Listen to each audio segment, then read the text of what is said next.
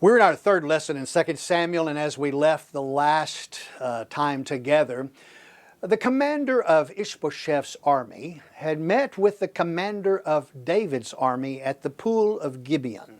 And there they made this plan. Actually, it was Abner's idea. Joab agreed that 12 men of the tribe of Benjamin, Saul's tribe, would face 12 men of the tribe of Judah, David's tribe, in hand-to-hand combat. Whoever won, won. Whatever side won. Well, the 12 men of one side grabbed the hair of the 12 men on the other side. They stabbed their swords in their side, and all 24 men died. And as we pick up here in chapter 2, verse 18, as the writer tells us, this conflict continues. So we are now, Gad is going to introduce us to the boys of Zeruiah. Verse number 18. Now the three sons of Zeruiah were there, Joab and Abishai and Ashel. And Ashel was as swift-footed as one of the gazelles which is in the field. Now, we often think about Zeruiah being a man, but Zeruiah is not a man. Zeruiah was David's sister. Therefore, these three sons were nephews of David. Joab was David's commander. So remember, Zeruiah, every time you hear that name through the rest of 2 Samuel, it is David's sister. Well, we are told by Gad of the swiftness of Ashiel. That's David's nephew also. Joab, Abishai, and Ashel, and David's nephew. They're all three David's nephews. As we pick up here in verse number 19, Ashel pursued Abner and did not turn to the right or to the left from following Abner. In this line, Gad tells us that the dominance of David's men, when they stood up to fight after the 24 had died, caused Abner, and Ishbosheth's commander, to run to escape, and all his army retreated and followed.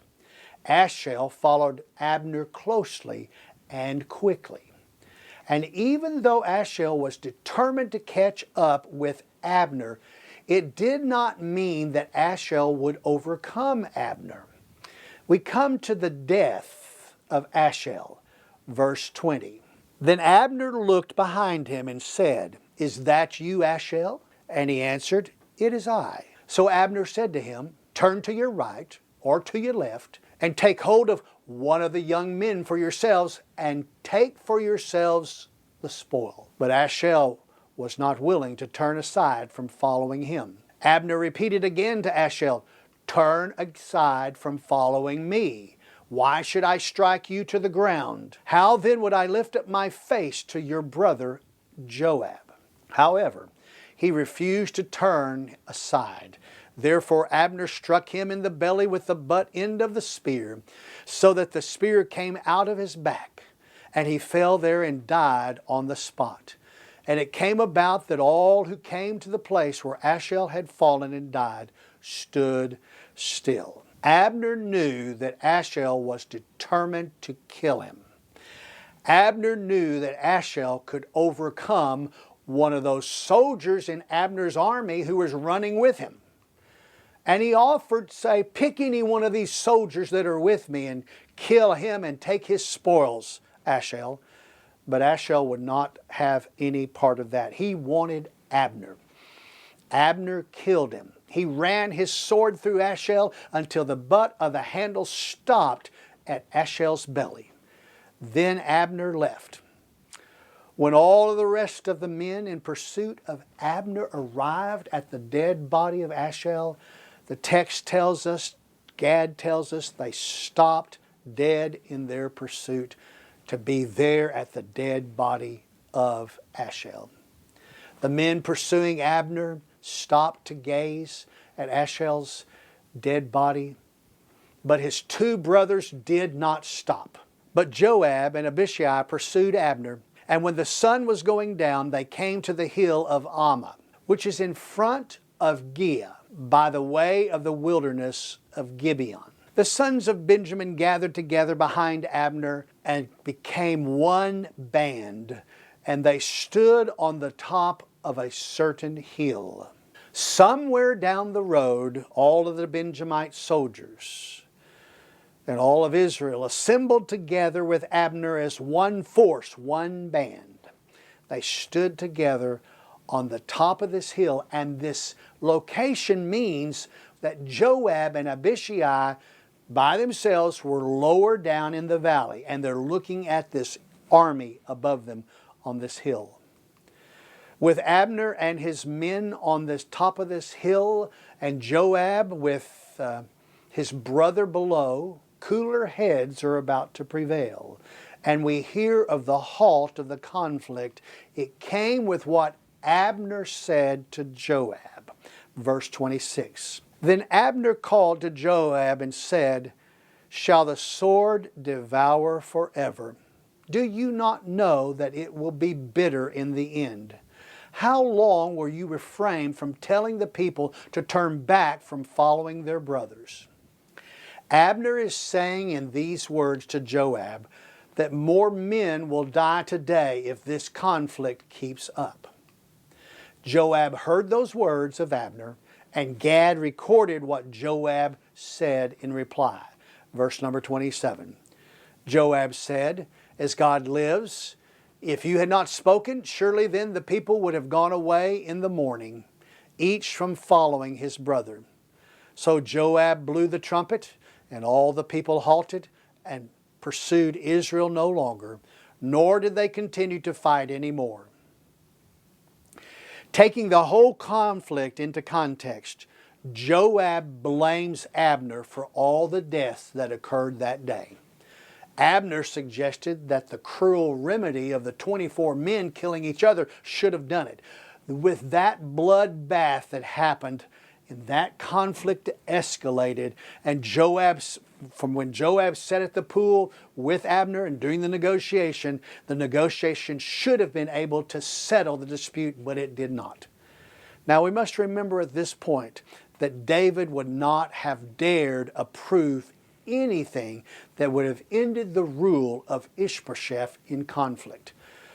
But that was where this conflict was heading. Ishbosheth had been anointed the king of Israel, and David, because of his personality and his character, dared not touch the Lord's anointed. It was the theme of 1 Samuel. Joab knew David well. He knew his orders. If Abner had stuck to the negotiation table, all the soldiers on both sides would have safely gone home in the morning. But many were dead because of Abner. At least in Joab's mind, Joab blames Abner. No doubt, when the 24 men all fell dead, Abner called his men to attack. The conflict was halted, though. And then Gad tells us where Abner went that night in verse number 29. Abner and his men then went through the Arabah all that night. So they crossed the Jordan, walked all morning, and came to Mahanaim. Now, Ishbosheth has made Mahanaim his capital city. He is no longer using Gibeah, his father's capital city. So Abner and his men did not pause for one moment once the conflict ended at Gibeon. They took their bags and they marched down to the Jordan River that night. They marched up north the Arabah, which is on the west bank of the Jordan River, until they came to the crossing ford in the river to cross, and they made their way directly across the ford that leads directly into the Jabesh Gilead area of Manasseh. And right across the river, not very far, across the Jordan River, is the town of Mahanaim. It took them all night and all morning.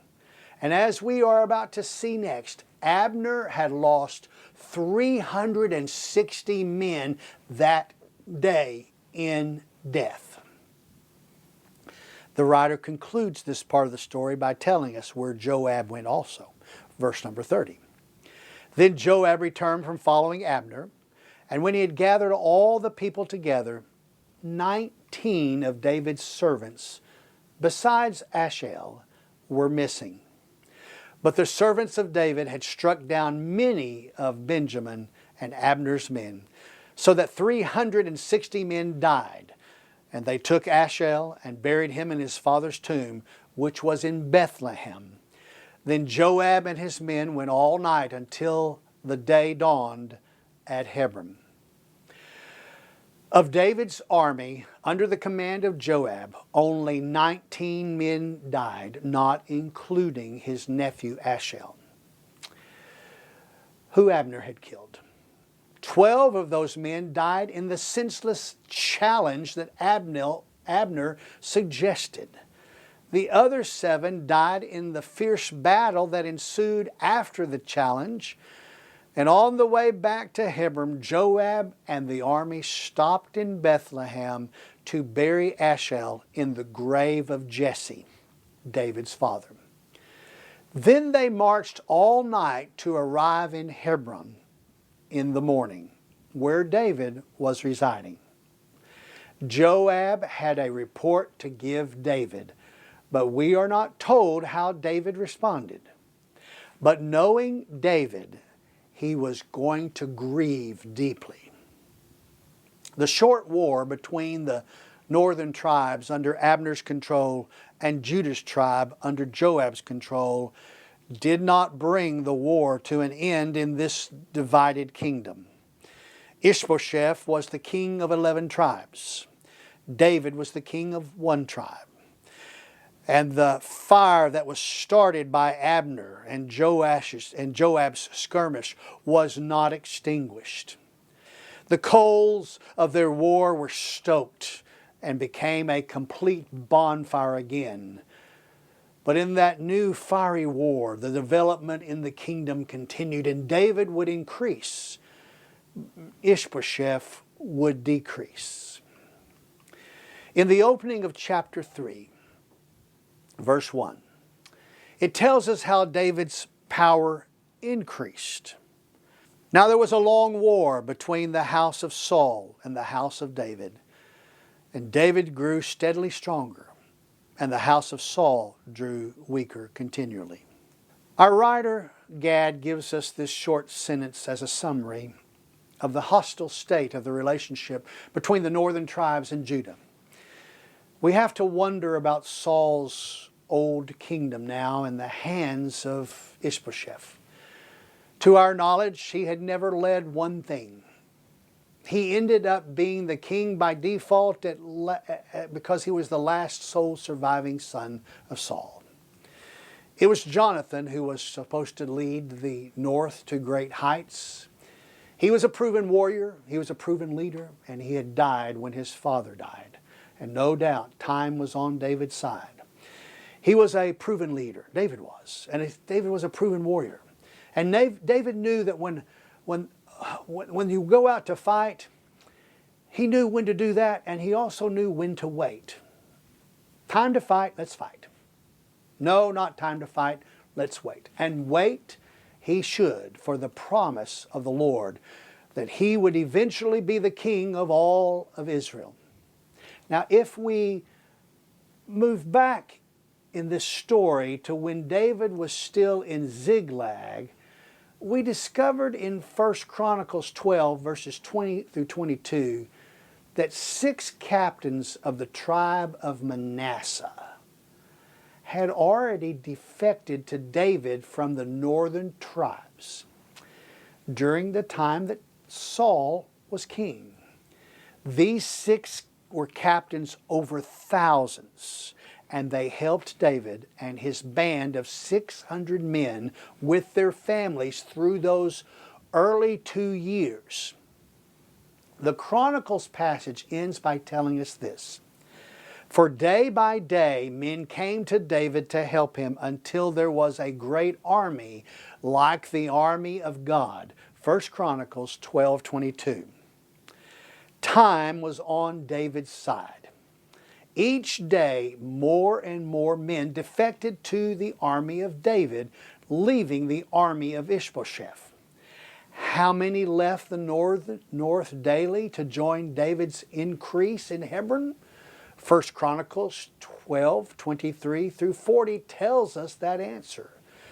All totaled from that passage, 1 Chronicles 12, 23 through 40, tells us that from the northern tribes, catch this number, 333,400 warrior men defected from Ishbosheth and moved to Hebron with the intent of making David king over all of Israel.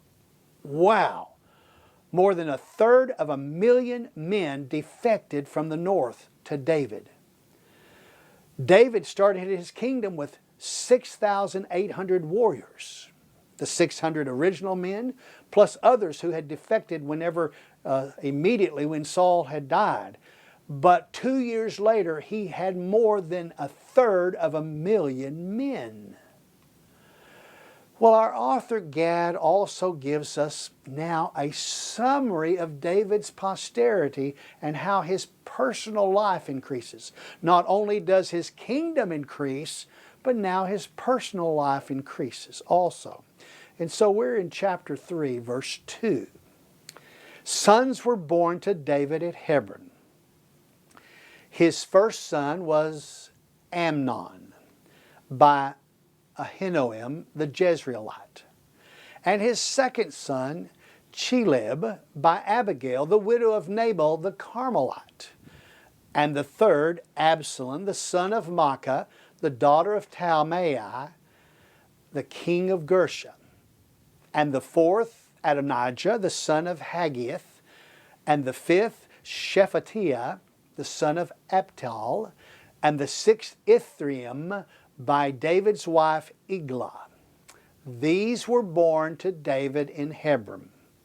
So here Gad introduces us to David's first 6 sons, each one born to 6 of David's wives, For clarity, the 6 sons were in order of their birth were Amnon, Cheleb, Absalom, Adonijah, Shephatiah, and Ithream. The 6 wives who bore David these sons were Ahinoam, Abigail, Maacah, Haggith, Abtal, and Eglah. These sons were born to David during his 7 years in Hebron. So here is an interesting point. None of these sons are over 7 years old. This summary proves that the book of 2 Samuel was written well after the events in this part of the book occurred, I should say. In the storyline, we are still in David's first 2 years as king. But Gad has told us about the first 7 years while he's in Hebron. So we know that this chronicle is being written after the fact. The writer tells us how David's politics also increased. His kingdoms increased, his family has increased, and his politics increased because of the actions of Abner in the north. We are told of Abner's arrogance in the north. Remember, he's the commander of Ishbosheth.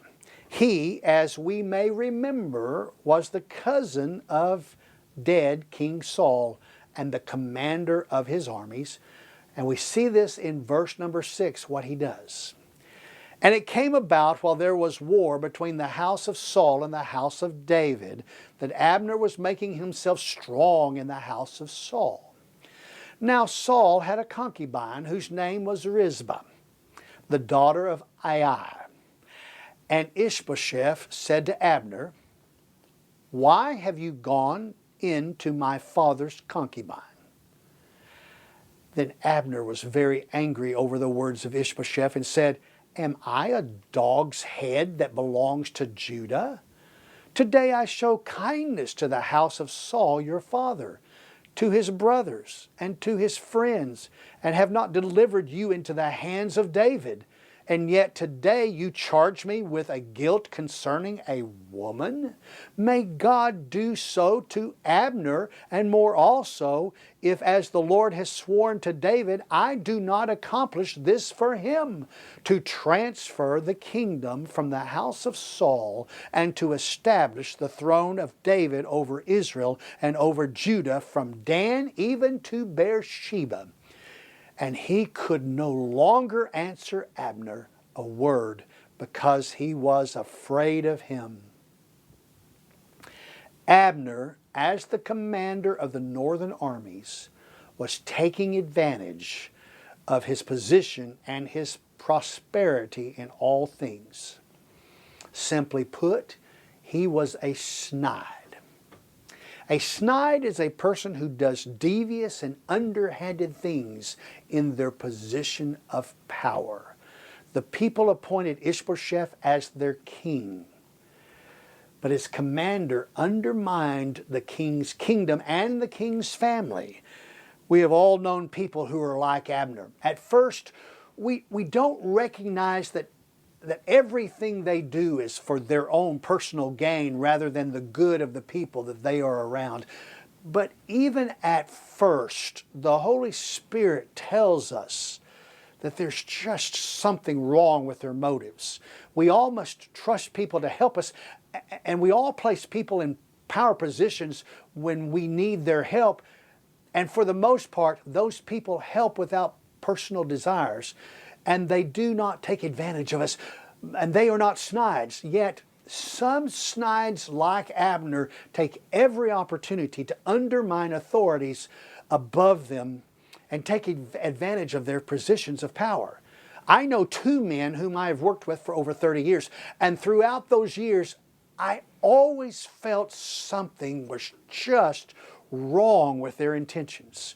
They were in power positions, but it just always seemed to be conniving for personal gain.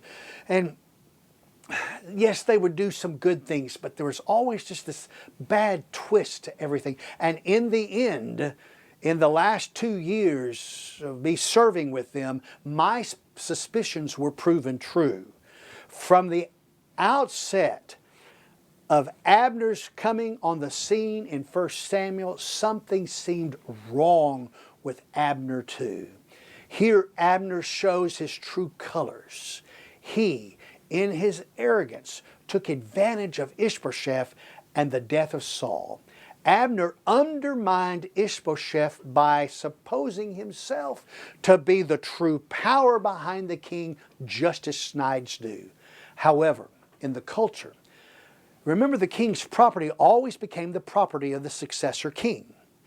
In this case, the harem of Saul became the harem of Ishbosheth.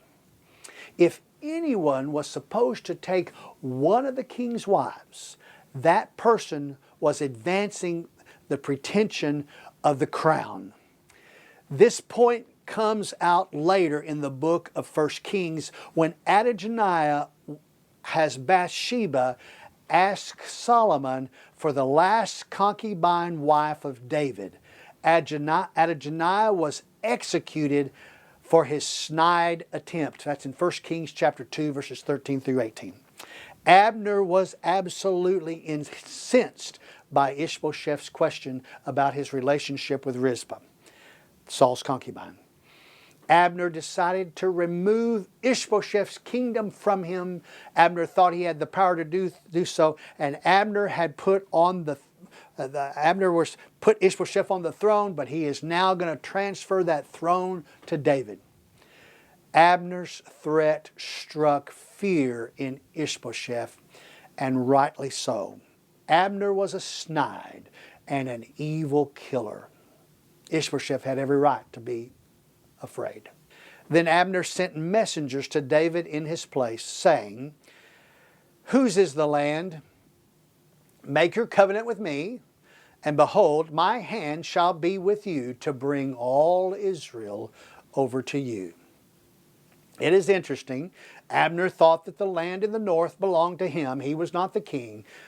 But Abner thought, hey, I will send a messenger But Abner did not go himself. That's interesting too.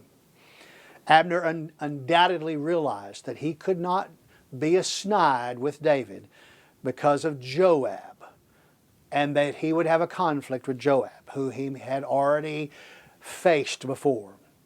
Abner is offering David what he does not own to give to David.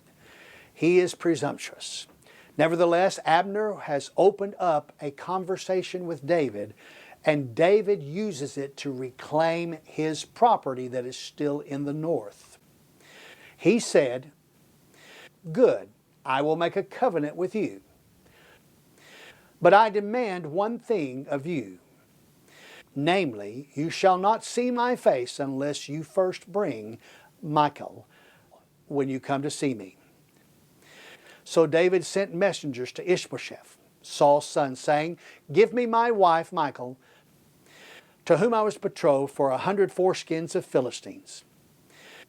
Ishbosheth sent and took her from her husband, from Palatiel, the son of Laish. But her husband went with her, weeping as he went, and followed her as far as Baharim. Then Abner said to him, "Go, return." So he returned. Now, if you remember, Michal, the daughter of Saul, loved David and had devised a plan for David's escape from Gibeah when Saul sent men to get him from his home. And at that time, Michal was the only wife of David. If our calculation is correct, Michal and David, when he slipped out of the window, had not seen each other in more than 3 years at this point in the story. And in addition, unless David saw Michal at the funeral of Samuel, which is doubtful, David had not seen Michal since he slipped out of the house, out the window, on that fateful night 3 years before. In the meantime, Saul had taken Michal and given her to Palatiel for a wife. But according to the Levitical law, Michal was David's first wife, and he had not divorced her. Therefore, he had the right to make this claim.